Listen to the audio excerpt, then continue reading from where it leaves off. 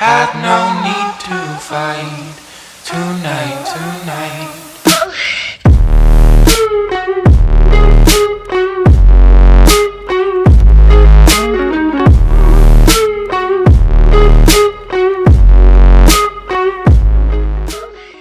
What is going on, guys? Nerd97 here, back again with another YouTube video, and today we are continuing our standings predictions, moving on to the Metropolitan. The Metropolitan arguably has 7 teams that can contend for the playoffs, unlike the Atlantic, who has 6. I mean, you can argue Detroit, but we're not going to. So they have 7 teams that can make it. The only team that I really see not making the playoffs is the Columbus Blue Jackets. But first off, if you're new to the channel and have not already subscribed, please make sure to do so. Watch the video, give me a like, drop a comment, do any of those things.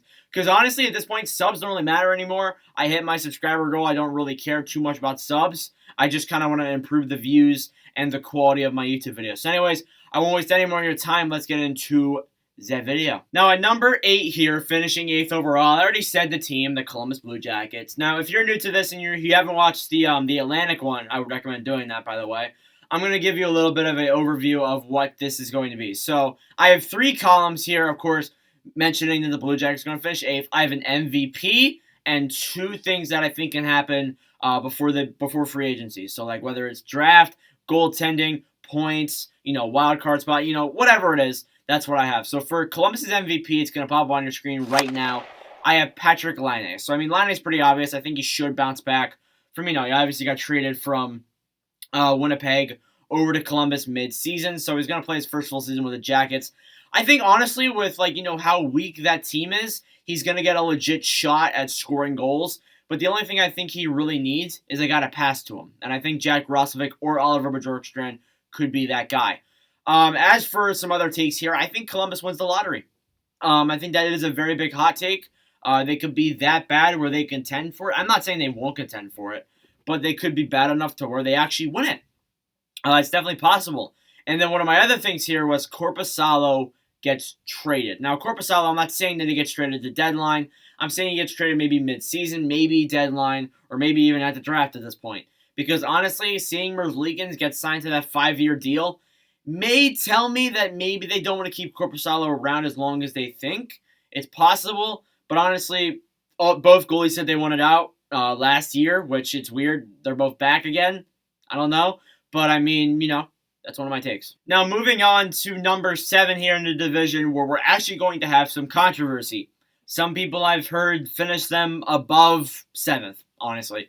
And at number 7th here, I have the New Jersey Devils. Now, the Devils, very young team. You could argue they're still developing. You could argue they have one more year in them. They obviously have guys who still need to come into the lineup, like Luke Hughes. Blackwood hasn't entirely developed yet. He had a down season last season, which, I mean, look at the Devils. They weren't that good anyways.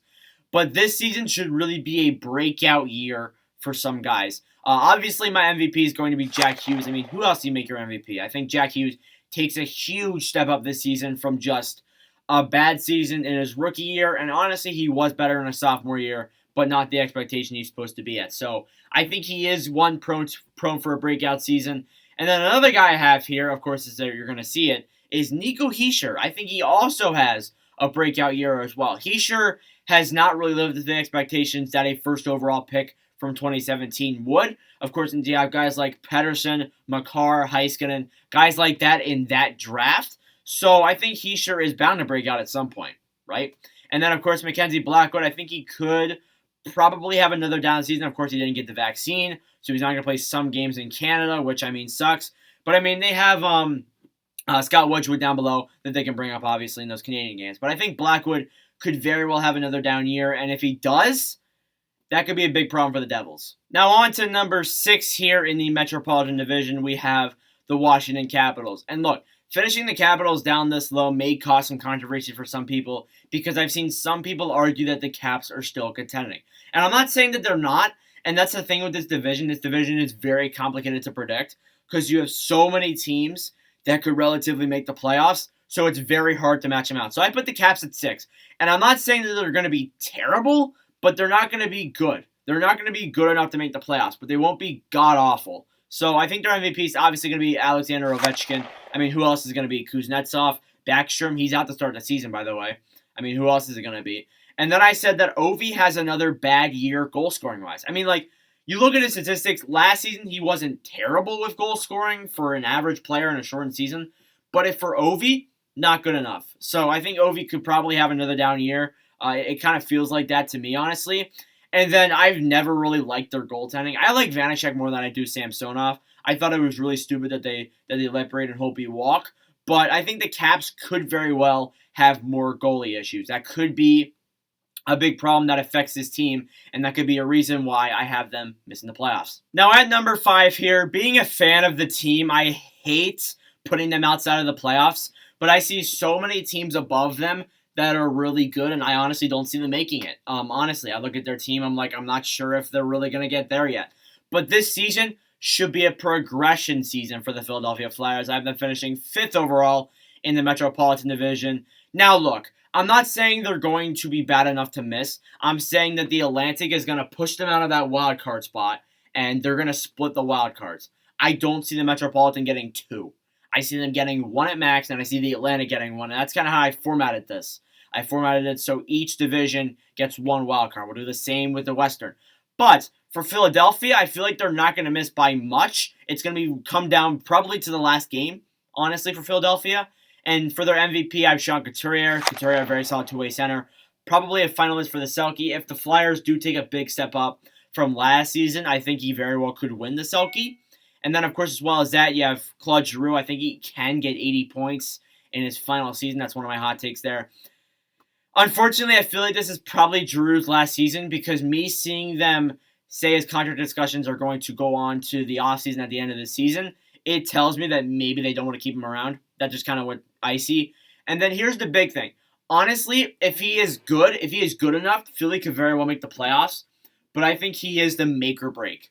Carter Hart. I think Carter Hart can have a bounce-back season. I think he's definitely capable of it. Ryan Ellis is in the lineup now. Keith Yandel, Ristolainen.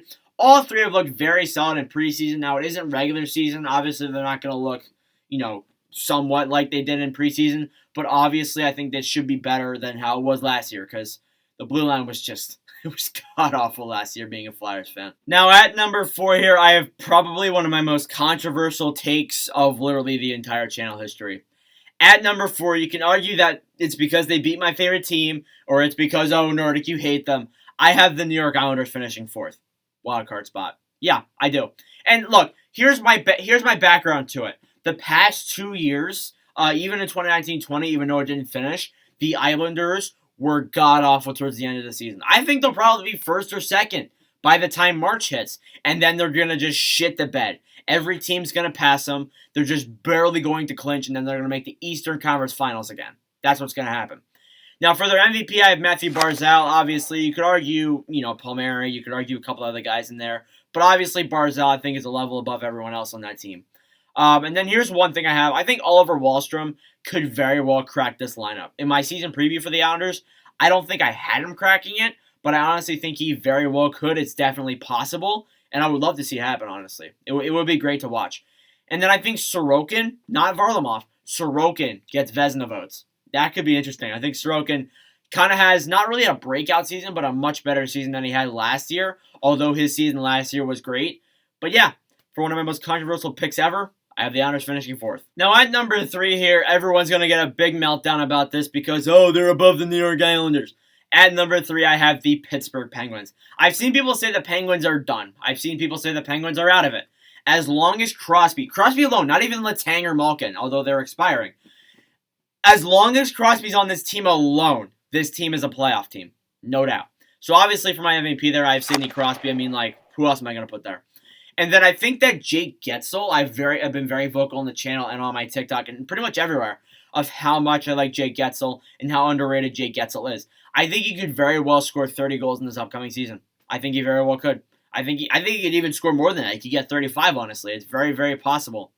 And then for another one of my takes here, I think I've seen this pattern where Marc-Andre Fleury left and Murray became the starter. Then Murray left, Jari became the starter. Now I think it's Casey DeSmith's turn because he's been in this system for a while. It could be his time to rise up and become the starter. And that's one of my hot takes. I think Jari has a down season relatively, and DeSmith bounces back and becomes that starter. And then we're just gonna have another Jari situation again where he lets in a bad goal against the Islanders. But anyways, now at number 2 here, you could argue I have them a little bit too high than what some people may think, especially above the New York Islanders. The New York Rangers at number 2. I think this is really the season where they should start taking that big step up. Like guys like Kakko and Lafreniere, they should really start scoring. Now that this team is really consistent and has the key pieces where, a guy like Ryan Reeves can defend his young guys, obviously. So this is going to be a very interesting season for the Rangers. Now, for my MVP, obviously I have Artemi Panarin. I think nobody's going to argue with me there. He's probably going to get 100 points. And then here's one of my takes. If Mika Zibanejad can get solid passes, like let's say it's Kakko or let's say it's even Lafreniere, I think Zibanejad could very well score 35 goals. Very well. I think it's very definitely possible. Absolutely. I'm not too sure if I really stand by that, but I think it could be possible. Possibly. I'm not saying it happens, but it could very well happen, I guess. I don't know.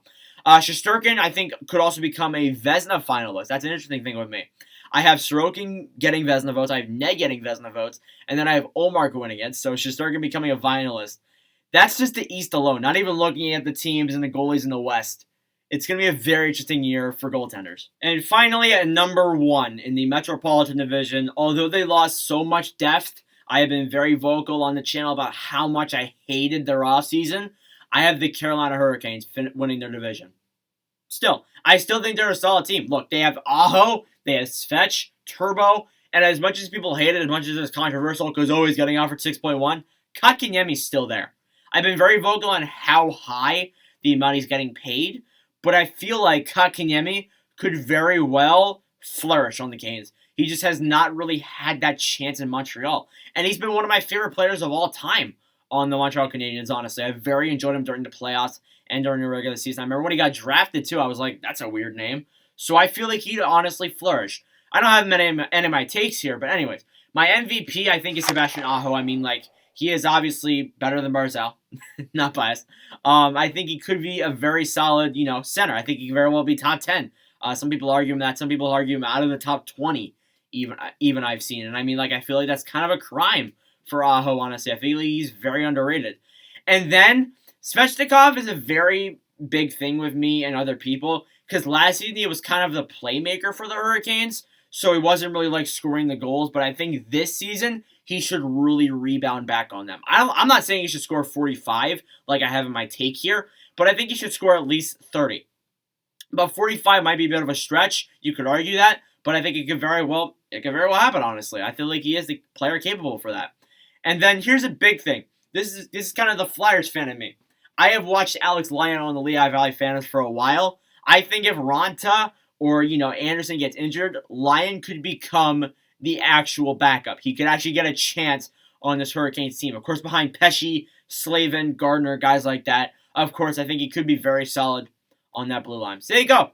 That is my predictions for the Metropolitan Division. Let me know your guys' thoughts in the comments below. Tomorrow will be either the Pacific or the Central. I haven't looked at my schedule. But anyways, thank you for watching for Supposedly. I do appreciate it. Watch the video. Do whatever you got to do.